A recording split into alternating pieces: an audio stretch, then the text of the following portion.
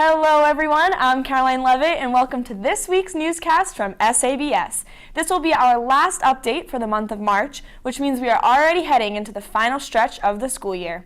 If you aren't overwhelmed with homework this week, there are plenty of things to get involved in on campus. Want to give back to the community in your free time? The Melia Center has a couple of opportunities for you to do so.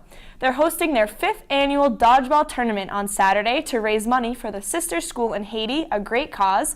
If dodgeball is something you enjoy, you can still sign up a team online.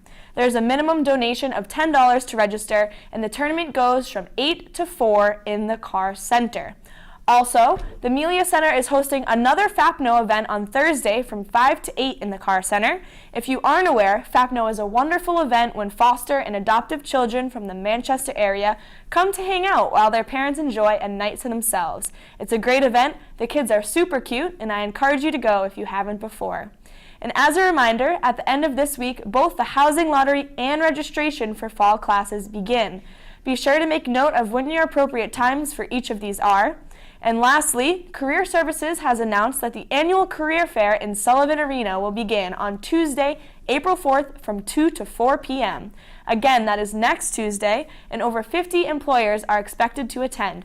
Don't miss it if you're looking for an internship or potential summer job. That's it for this week's Campus Buzz. Now over to Ben with your Sac Sports Roundup. Thanks, Carolyn. Hey, Hawks. It's been a busy week in sports, so let's get it going with this week's sports update. Let's begin with men's lacrosse, who played at home against St. Rose this past Saturday. Thanks to a team-high 4 goals and 3 assists from James Olsen, combined with the 13 saves made by Lucas D'Angelo, the Hawks beat St. Rose 16-12, giving them their 3rd straight win and also putting them at 3-1 on the season. The women's lacrosse team traveled to Adelphi to play their 9th game of the season on Saturday. Thanks to Megan Sheehy's team leading 4 goals and 3 assists, the Hawks were able to win a nail-biter of a game, 11-10. They are now 4-4 this season. While both the men's and women's lacrosse team were winning at Adelphi, the Hawks baseball team was there also. They played a doubleheader on Saturday, winning 1 of 2. They lost the first game 8-0, but then rebounded to win the second game 8-2. The Hawks were able to win the second game thanks to the combined efforts of Nick Braggle and Dan Bodie, who both scored 2 runs each, along with Adam Kroll only allowing 2 runs and 7 hits from the mound. After this 2-game split, the baseball team now sits at 6-8 on the season. Softball had their game against Southern Connecticut State University postponed on Saturday and then went on to lose their game against New Haven 4-0 on Sunday. That loss now puts them at 2-7 on the season. Now, on to tennis, where the men's team played 2 matches this week. The first one was away in Vermont versus St. Mike's, where for the 3rd time in a row, St. Anselm beat St. Mike's with the score being 7-2. This win was even more momentous because it was the first-year coach in Alejandro Andres' first win. On Saturday, the tennis team played Adelphi and lost 8-1, but a major highlight from this was that Kyle Harris won his 3rd straight singles match. Congrats, Kyle. After these 2 matches, the tennis team now sits at 8-1 overall this season.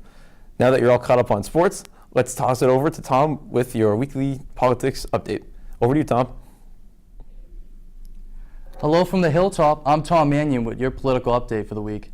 This has certainly been an exciting and interesting week in the world of politics. Last Friday, House Republican leaders under the leadership of Speaker Paul Ryan decided to pull their Obamacare replacement bill at the last minute at the request of President Trump. According to an aide, Trump called Speaker of the House Ryan at about 3 p.m. Friday to tell him to pull the bill. Ryan said they pulled the bill because they could not get enough yes votes for it to succeed. Ryan then proceeded to say that Obamacare is the law of the land and that the country would be living with Obamacare for the foreseeable future. Many were surprised that Republicans could not replace this law due to the fact that they control both houses of Congress, a majority of governorships, and the presidency. Obamacare has been in effect ever since President Obama signed it into law in 2010, and for the past 7 years, Republicans have said they would repeal it.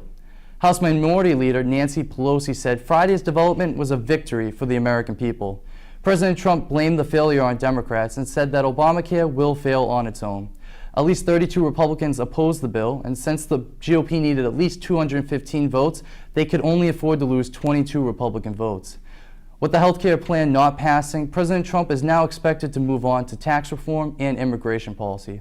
Well, that's it for this week in politics. As always, I'm Tom Mannion. Back Back to you, Caroline.